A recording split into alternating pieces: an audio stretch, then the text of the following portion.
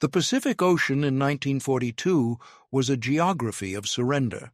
Across its vast blue surface, ships carried not only soldiers but silence, men who had believed that dying for the emperor was the only way to return home. Yet thousands did not die. They were captured in jungles, on beaches, in hospitals, too shattered to resist. Their fate was not seppuku, but transport to a land they had never imagined they would see, the United States. The first Japanese prisoners of war arrived quietly, their presence almost secret. The American military, wary of public sentiment still inflamed by Pearl Harbor, placed them deep inland, in the farmlands of Texas, the plains of Arkansas, the mountains of Utah. They were moved under guard, under tarpaulin, under the weight of disbelief. Few civilians even knew they existed.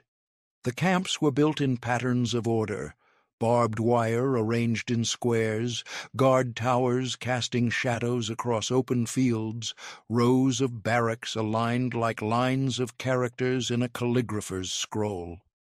Life inside was not brutal, at least not in the way the prisoners had feared. The Geneva Convention, though distant from the battlefields, reached these quiet enclosures. They received rations, clothing, mail, and medical care. Yet the real shock was not kindness. It was unfamiliarity. In the first days, the prisoners refused many of the foods offered. Bread was alien, butter too rich, meat too frequent. But what confused them most came in tin pots and enamel cups every morning and afternoon, a dark liquid, steaming, fragrant, bitter, beyond anything they had known. It was called coffee. They had read of it perhaps in pre-war magazines that spoke of Western habits, a beverage of businessmen and intellectuals, of women in silk dresses meeting in Tokyo cafes. But for these soldiers, farmers, mechanics, conscripts, coffee was not part of any memory. They lifted the cups with suspicion. Some thought it medicine, others believed it was burnt tea. The first sip produced grimaces, then laughter among themselves. Too bitter, one wrote in a smuggled note that would survive the war, like the taste of defeat. Outside the fences, the Americans drank it constantly. Guards at their posts, cooks in the mess hall, clerks in the administration office, all holding mugs that seemed to replace conversation. The smell filled the camp like an invisible ritual. For the prisoners, it became a soundless mystery of the enemy's endurance. How could they drink something so harsh and seem at peace? Life in the camps unfolded in a rhythm both ordinary and strange. Reveille at dawn, roll call in the cold, work details, clearing land, repairing roads, harvesting crops under local contracts. At noon, meals served with military precision. In the evening, lectures or language classes conducted by chaplains and educators who believed in re-education rather than punishment. Each day blurred into another, marked only by the small changes in the light and the shifting tones of human adaptation. The American command viewed the camps as experiments in democracy. They issued newspapers translated into Japanese, screened propaganda films, and allowed prisoners to form councils. Within those limits, a quiet life emerged. Men drew sketches, carved wood, tended gardens. A few even learned English well enough to write letters of thanks to their captors. Beneath the surface, though, the prisoners wrestled with shame. Survival felt like betrayal. When coffee appeared at breakfast again, a few men began to drink it without grimacing. The body learns what the mind resists. The caffeine stirred wakefulness during long hours of fatigue, and soon the bitter flavor became familiar. A ritual grew among some groups. They would drink together, seated on benches, watching the Americans through the fence. They began to imitate the gesture, one hand around the cup, the other pocketed against the chill.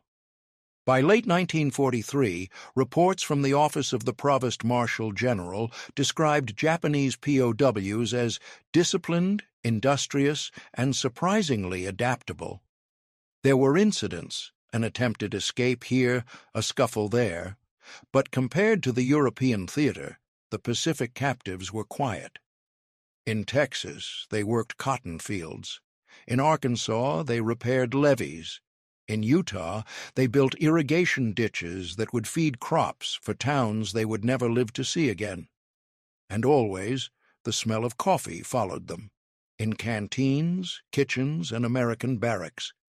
One camp officer, Lieutenant Harold Fenner, later wrote in his memoir, "They did not take to coffee at first, but after a few months I would see them line up for refills. Some of them even mixed it with sugar and milk like the guards did. It was strange to watch the bitterness dissolve." The prisoners' adaptation to coffee was more than culinary.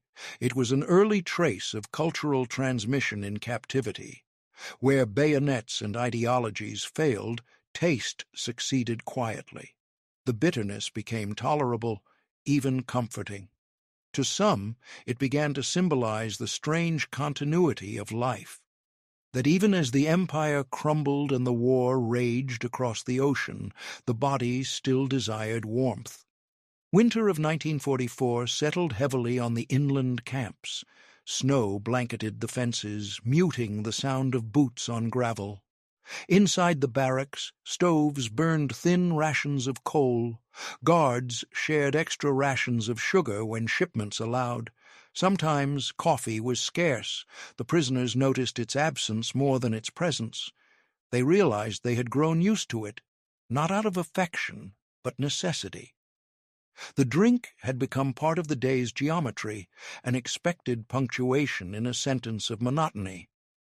There are few surviving first-hand accounts from those winters, but one letter preserved in an archive in Gifu Prefecture captures the transformation. It was written by Private Second Class Tadashi Nakamura in 1944 and smuggled home through a neutral intermediary. "We drink a black beverage every morning. It is bitter, but it wakes the body. At first we mocked it, now we wait for it. I do not know whether this means we are changing or merely surviving." The distance between Japan and America was measured not only in miles, but in tastes, sounds, and small gestures of adaptation. In the camps, the boundaries of enemy and human blurred under routine.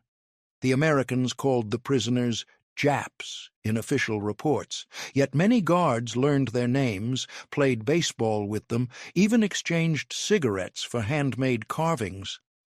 Amid that uneasy coexistence, the smell of coffee drifted as the most constant presence, neutral, indifferent, democratic. By 1944, the war had turned decisively. News filtered into the camps. The fall of Saipan, the firebombing of Tokyo, the tightening blockade. The prisoners listened to radio broadcasts under supervision. Some wept in silence. Others withdrew further into routine. The Americans increased their educational efforts, hoping to prepare the captives for eventual repatriation. English phrases appeared on blackboards: freedom, work, future. None of these words had direct translations that captured their new meanings. In those days, the act of drinking coffee, once a symbol of otherness, began to acquire the faintest echo of endurance. It was the taste of time passing, of life continuing against expectation. Outside the fences, trains carried soldiers to new fronts, and factories turned out weapons that prolonged the suffering. Inside, the prisoners watched snow melt into mud and grass return. They worked, ate, and drank, waiting for a future that no one could yet name. When historians later reconstructed the daily life of Japanese POWs in the continental United States, they noted the discipline, the cleanliness, the absence of mass rebellion. But beneath those reports lay the quieter truth of transformation. In the smallest habits, the acceptance of a foreign drink, the imitation of a guard's gesture, the prisoners had already begun to bridge a cultural distance that armies and governments could not. By the spring of 1944, the American heartland had learned to live with war at a distance. Fields ripened, factories thundered, and somewhere in the middle of it all stood the wire-bound worlds of the Japanese prisoners of war.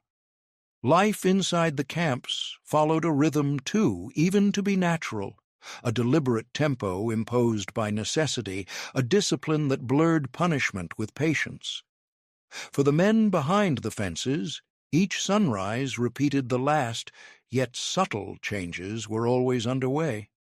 The Americans had begun to treat captivity as a psychological experiment. The War Department believed that exposure to democracy, to fairness, order, and even comfort might weaken militarism more effectively than interrogation ever could.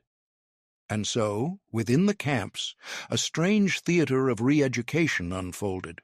Bulletin boards displayed American news translated into Japanese. Chaplains lectured about freedom of thought. Prisoners were invited to paint murals, stage plays, and read censored books. And in the mess halls, coffee remained the one indulgence that blurred the line between captor and captive. The ritual was unspoken, but constant.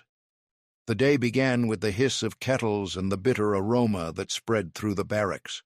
It no longer signified the enemy's culture. It had become part of the prisoner's metabolism. Men who had once grimaced now drank with quiet satisfaction.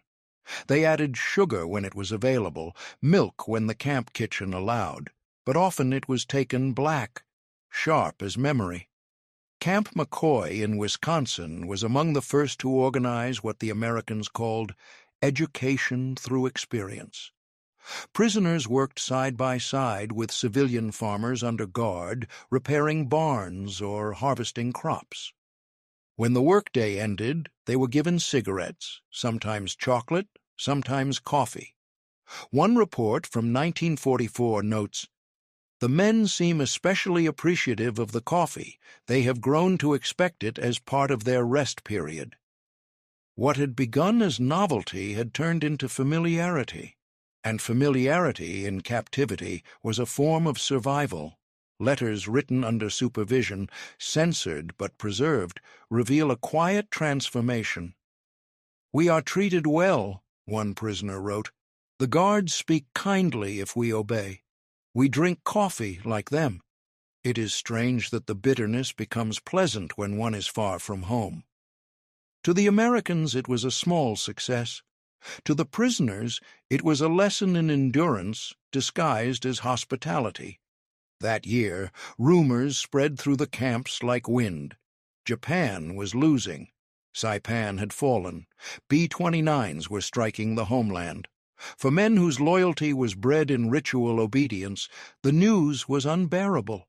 Some withdrew into silence. Others turned their grief into labor, working harder in the fields, as if to justify their survival. Yet even as their country burned across the Pacific, they found themselves adapting more deeply to the routines of America. They learned to say thank you, to nod when addressed, to line up without prompting. Cultural friction softened into quiet mimicry. The camps became microcosms of coexistence, unplanned and improbable. In Camp Kenedy, Texas, an Army chaplain named John H. Cox recorded in his journal, "I often see them gathered around the coffee urn, speaking low, sometimes laughing. It strikes me that they have adopted one of our small comforts with greater reverence than we show it ourselves." He did not realize how accurate his observation was. For the prisoners, the act of drinking coffee was not an imitation. It was the closest thing to continuity they had. Every sip marked another day survived, another morning begun despite humiliation. Summer brought relentless heat to the southern camps. The prisoners worked under the sun, sleeves rolled, sweat mixing with dust. When the workday ended, coffee was served with supper, often cold by the time it reached their tin cups. Yet it was welcomed as always, bitter and grounding. The guards sometimes joked that they could gauge morale by how quickly the coffee disappeared. By autumn, English lessons were mandatory in several camps. The teachers, a mix of military linguists and volunteers, found that many prisoners already knew simple words. Coffee had become one of them. It was pronounced awkwardly, stretched by Japanese vowels, kōhī. Later, it would enter the Japanese language permanently, a linguistic souvenir of captivity. Language mirrored adaptation.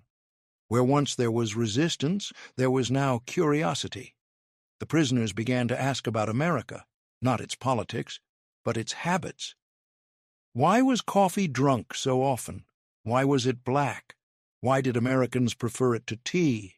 The answers were vague, but the questions themselves marked a turning point, an interest in understanding the other, not defeating him. In Camp Lordsburg, New Mexico, the prisoners built small gardens, growing vegetables from seeds they had convinced guards to supply. Amid the rows of beans and radishes stood makeshift benches where they would sit in the evenings, drinking their portion of coffee and watching the sun set over the desert. The silence of that landscape, vast, indifferent, felt closer to poetry than punishment. One of them, Corporal Hiroshi Abe, later recalled in an interview recorded in 1953, "We learned that the Americans could be kind, even lazy. They gave us coffee. I drank it every day. It tasted of ashes at first, but then of warmth. I still remember that smell. It was the smell of waiting." By early 1945, the war's end was approaching, though no one inside the camps could yet imagine what surrender would mean. The prisoners continued their routines: work, meals, coffee, mail, lectures. The outside world collapsed in fire and ash, but inside, life persisted with unnatural calm. Some guards even began to share their own rations. Small acts of empathy that military protocol frowned upon but never entirely stopped. One young American corporal wrote home that he had given his prisoner a cup of real coffee from a family parcel, not the Army issue powder. "He smiled like a child," he wrote, "and I realized he was no different from us." When the news of the atomic bombings reached the camps in August 1945, the silence was total. No one spoke for hours. The guards themselves seemed subdued. Leaflets with translations of the Emperor's surrender speech arrived days later, read aloud by interpreters to rows of stunned faces. The men who had once vowed to die for their homeland sat motionless, their discipline collapsing into disbelief. And then life resumed. The next morning, coffee was served as usual. Some could not bring themselves to drink it. Others sipped slowly, tasting not bitterness but emptiness, the end of an idea. The Americans treated the prisoners with a new softness after that. The war was over. Vengeance had no purpose now. Plans for repatriation began. The prisoners cleaned the camps, packed belongings, filled out forms. In some barracks, men left carvings and paintings behind, small gifts for the guards who had watched over them. One of the most curious artifacts discovered later in Camp McCoy was a wooden plaque bearing the word coffee in both English and Japanese. Beneath it, carved in neat kanji, were the words, "We learned this taste from you." When the first ships departed from California in late 1945, carrying repatriated prisoners back to Japan, the men were given ration boxes for the voyage. Inside each box was bread, canned fruit, and a small packet of instant coffee.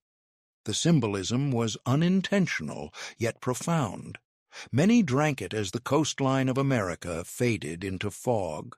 Some wept. Others stared into the water, the taste lingering like an untranslatable word. They had come to associate coffee with survival, with routine, with something human amid inhumanity. It was, for them, the flavor of captivity and, paradoxically, of peace. The war had ended, but for the prisoners, the meaning of peace was as uncertain as the horizon that separated land from sea. They had spent years within fences that had come to define their world, and now those fences were opening, not to freedom as they had imagined it, but to something far more ambiguous. Return. Repatriation began in quiet, bureaucratic waves. Camps that had once held thousands emptied in a matter of weeks. The War Department organized trains to the coasts. From there, the former captives were loaded onto ships under the flag of neutrality. At each station, local civilians came to watch. Some waved, some stared. For most Americans, it was the first time they had seen the enemy up close, not in caricature or propaganda, but as men, thin, polite, silent, wearing surplus khaki marked PW in black stencil. Before boarding, they were examined by doctors, photographed, and given ration parcels. Inside each parcel was a can of beans, powdered milk, hard biscuits, and, almost as an afterthought, a small tin of instant coffee. It was military habit. Americans sent coffee everywhere, even to those who had once fought them. Many prisoners carried the tin like a token. They had learned to crave its taste, though few would admit it aloud. The voyage across the Pacific was long, 12 days in some cases, under gray skies and cold wind. The men stayed below deck for much of the passage, sickened by the motion and haunted by thoughts of home. The ocean itself seemed larger now, its silence filled with memory. Each morning, mess stewards distributed rations. The smell of coffee followed, as it always had, the same bitter comfort, the same dark warmth in the hands. Some drank alone, others in small groups. They said little. The taste had become something sacred, the ritual of continuity in a world where all else was ending.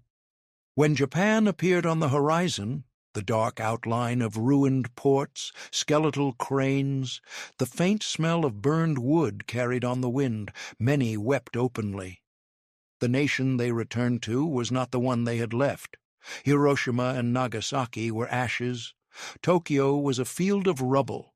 Food was scarce, law uncertain, and the emperor's voice, once divine, now echoed only through loudspeakers as the sound of surrender. The repatriated prisoners disembarked quietly, processed through reception centers operated by American occupation forces and the Japanese Home Ministry.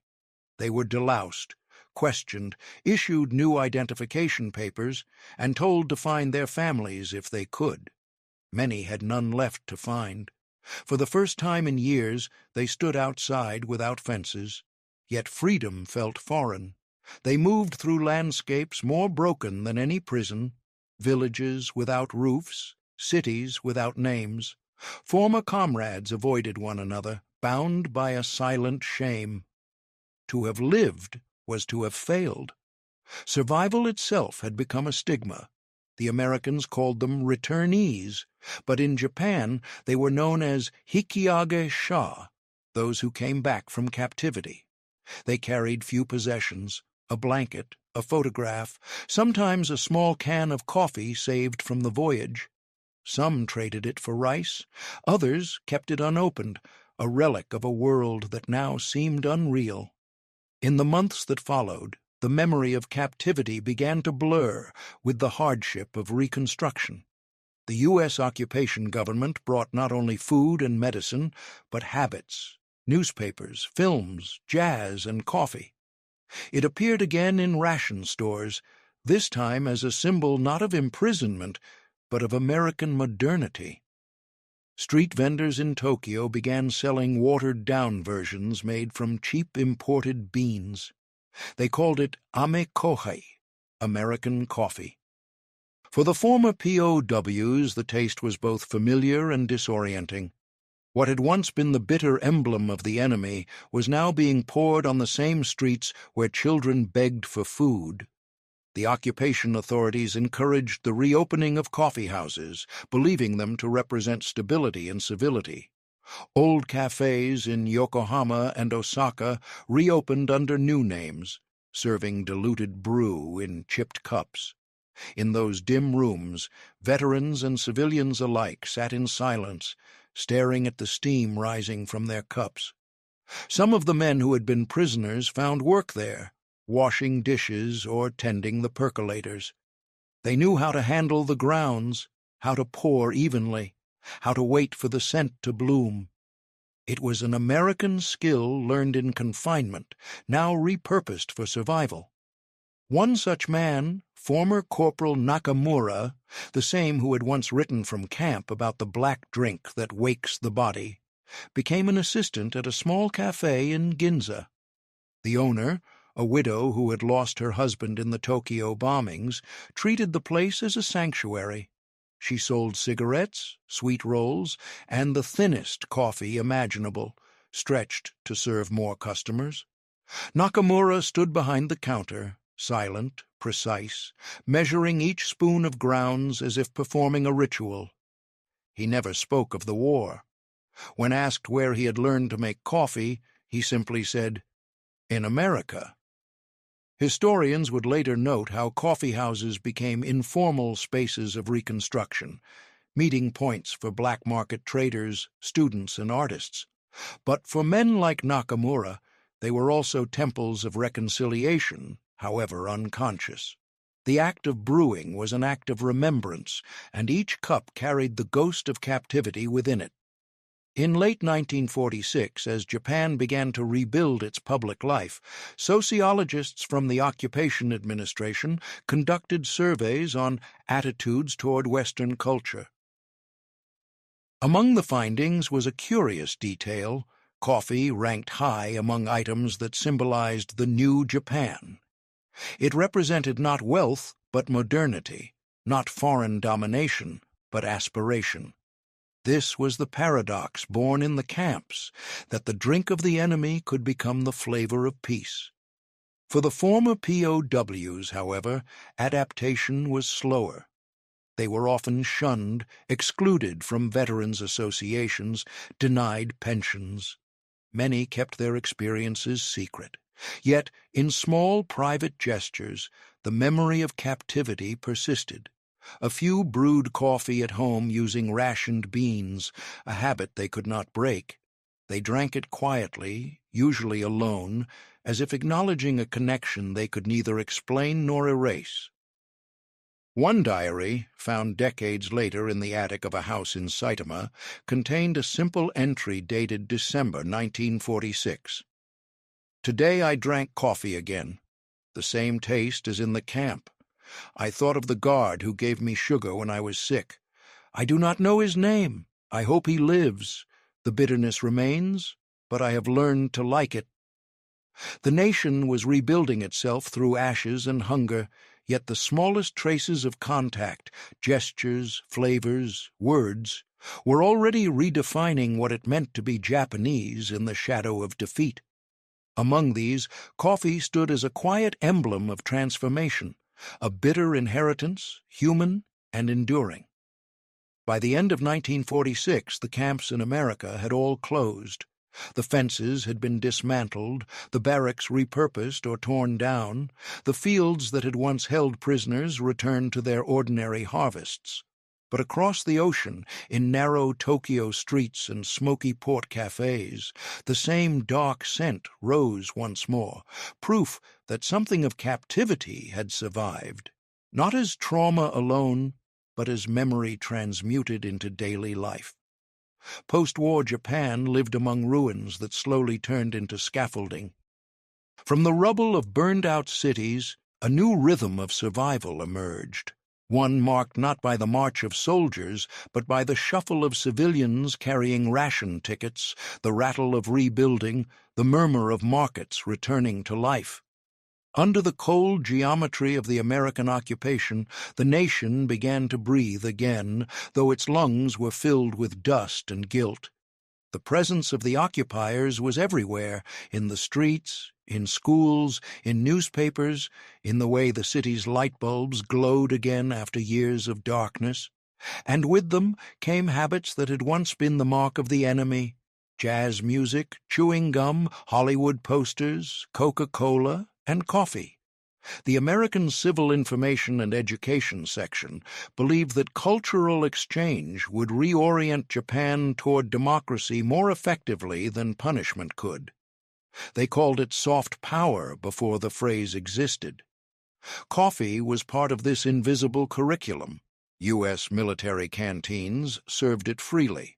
The smell drifted into the streets where Japanese workers repaired telegraph poles and cleaned debris. The Red Cross distributed it in hospitals. Foreign correspondents sipped it during interviews with cabinet ministers. The aroma became the scent of recovery itself. In Tokyo, the Ginza district slowly revived. Amid bombed foundations and wooden stalls, small cafes reopened, dimly lit, but defiant. They were not the romantic salons of the pre-war bourgeoisie, but makeshift refugees, half shops, half shelters, where the working class and the black market met under the same haze of cigarette smoke. The coffee was thin, often brewed from scorched barley or acorns, yet the word remained the same: kōhī. The illusion of modernity mattered more than the taste. Among those who found work in these new cafes were several former POWs. They rarely spoke of their past, but they carried within them a practical expertise, knowledge of percolators, tin pots, the ratio of grounds to water, learned during their captivity in America. The skill was small, humble, and yet it provided them with a place in the new economy. One such man, formerly Private Masaru Senda, ran a stall near Shibuya Station. He sold bread, cigarettes, and cups of bitter coffee heated over a charcoal stove. To his customers, students, demobilized soldiers, typists, he was simply Coffee Senda. But to himself, each cup he poured was a quiet act of reconciliation. "It was the only American thing I brought home that I could understand," he told an interviewer years later. "It was not a weapon, it was warmth." As Japan's cities rose again from the ashes, so too did a new sensibility, a fascination with the West that blended admiration and self-reinvention. Magazines featured photographs of American diners, advertisements for Maxwell House, and images of smiling women holding porcelain cups. Coffee houses became the symbols of this transformation, places where one could momentarily step out of the shadows of war and imagine belonging to a modern world. The historian John Dower later wrote that post-war cafes served as neutral ground between occupation and identity. Within their narrow walls, waitresses in Western dresses took orders in polite English, jazz played from dusty gramophones, and customers, clerks, students, black market traders, drank their aspirations one bitter sip at a time. For the former POWs, these scenes were hauntingly familiar. They had lived among Americans before most of their compatriots had met one. They knew the rhythms of conversation, the taste of rationed coffee, the sound of laughter across cultural lines. Yet they rarely spoke of it. To admit empathy with the former enemy was dangerous. To confess gratitude was unthinkable.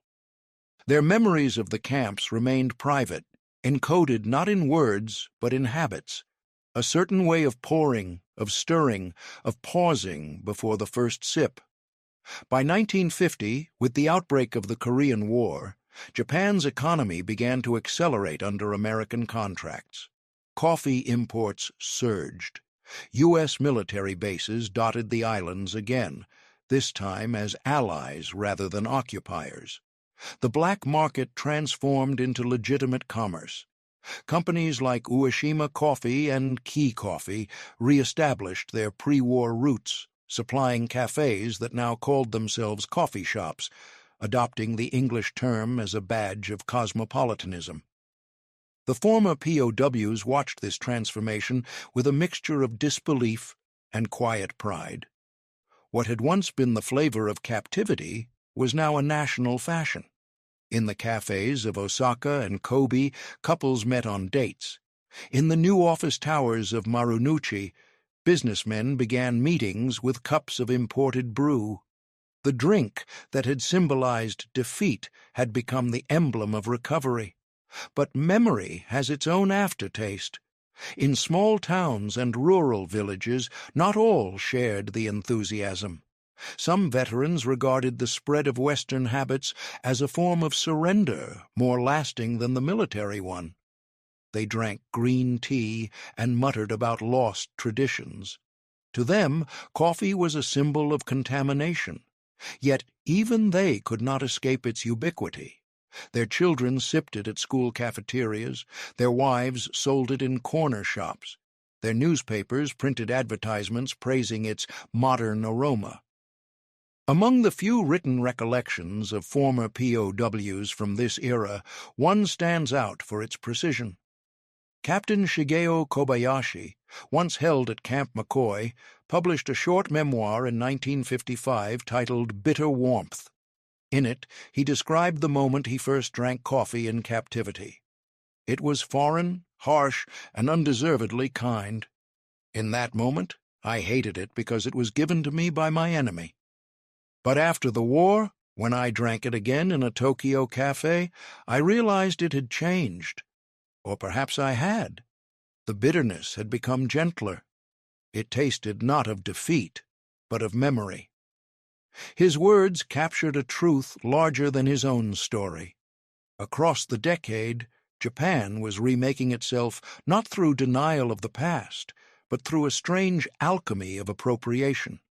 Western things, language, clothing, cinema, coffee, were absorbed, reinterpreted, and made Japanese. In that process, the line between victor and vanquished blurred into something new. Coexistence through imitation.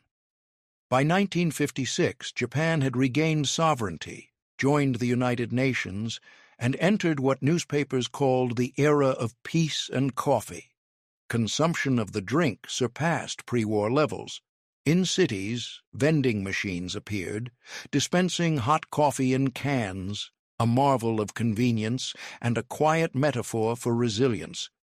No one remembered that the first Japanese to drink American coffee in large numbers had done so as prisoners. History, like taste, had evolved.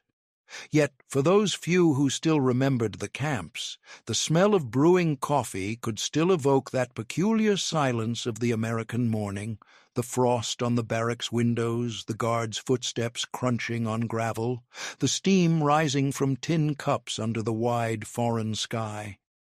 They carried that image privately, like a photograph folded too many times. The nation around them had changed. The fences were gone, the hunger lessened, the shame diluted by progress. But somewhere in the quiet act of drinking coffee, at home, at work, in the neon cafes of Shinjuku, the memory of that first sip survived, undiminished and undefinable. By the mid-1950s, Japan had entered a new century of its own making. The ruins had turned to towers, the hunger to ambition. The occupation had ended, but its shadows lingered in language, music, and in something far subtler, the quiet presence of a cup placed before a person at the start of a day. Coffee had become ordinary. It no longer belonged to the foreigner or the prisoner, but to the morning itself. In offices, it replaced green tea. In trains, it came in cans stamped with chrome letters. In homes, it was brewed on small stoves beside rice and miso soup. The bitterness that once marked it as alien had become a comfort, a reminder that even the unfamiliar could become the heartbeat of a nation reborn. For the men who had once been prisoners, this ordinariness carried a peculiar weight. They were scattered across the country now, shopkeepers, clerks, teachers, farmers, their wartime years mentioned rarely, if at all. Many had families who knew nothing of their captivity. They had buried the shame deep in the silence between sentences. Yet sometimes, at dawn or late at night, they would brew coffee and remember. In 1957, a journalist from Asahi Shimbun published a series of interviews with returnees. Among them was an aging former private who had been held at Camp Lordsburg. He spoke softly, almost apologetically, about the coffee served in the mess hall. "We drank it because there was nothing else," he said. "But when I drink it now, I remember that even in defeat we were still alive. It taught me that the world was larger than the emperor had said." Another interviewee, a former officer from Camp Kenedy, described the same act differently. "The first sip was humiliation. The second was endurance. The third was forgiveness." These testimonies, sparse and unsentimental, were buried in the back pages of newspapers, overshadowed by headlines about prosperity and alliance.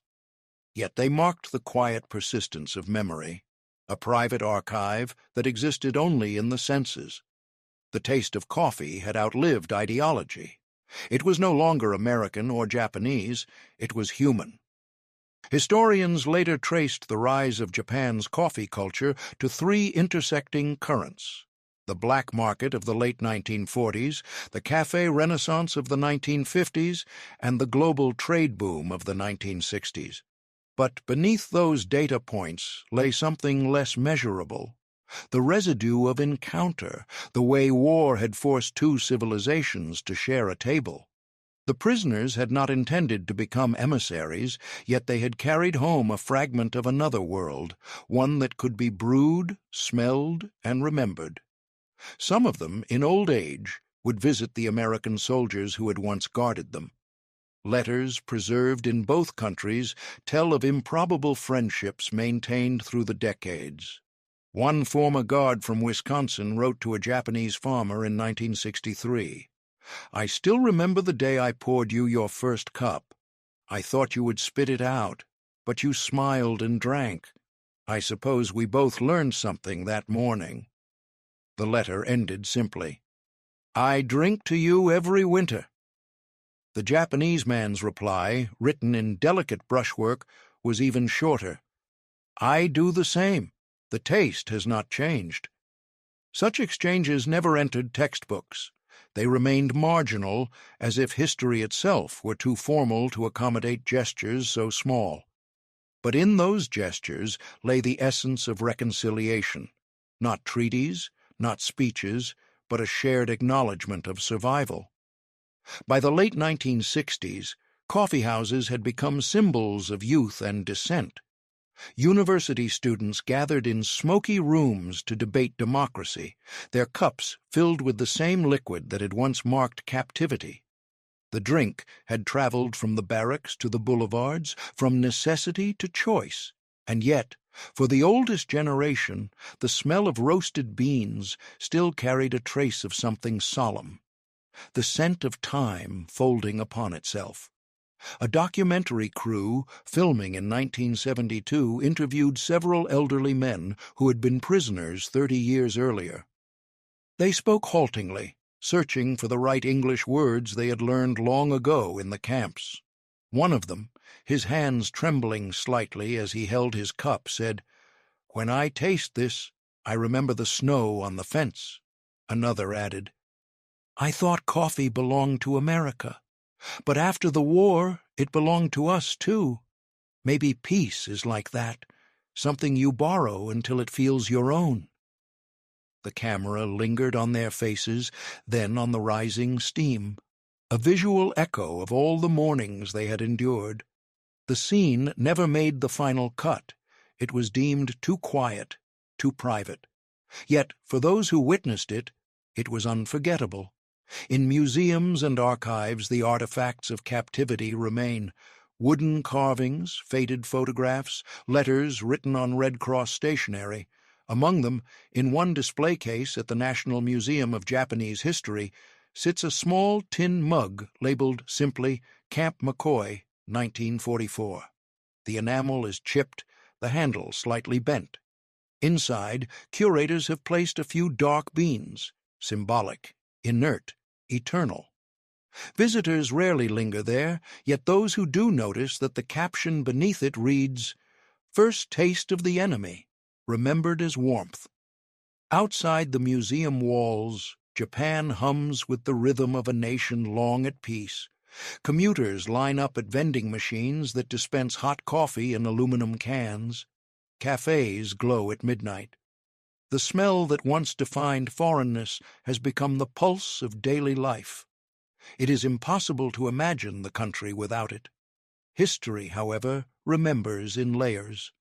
Beneath every cup poured in Shibuya or Sapporo lies a faint echo of the barracks, the gravel, the fence, and the men who sat on wooden benches waiting for the war to end.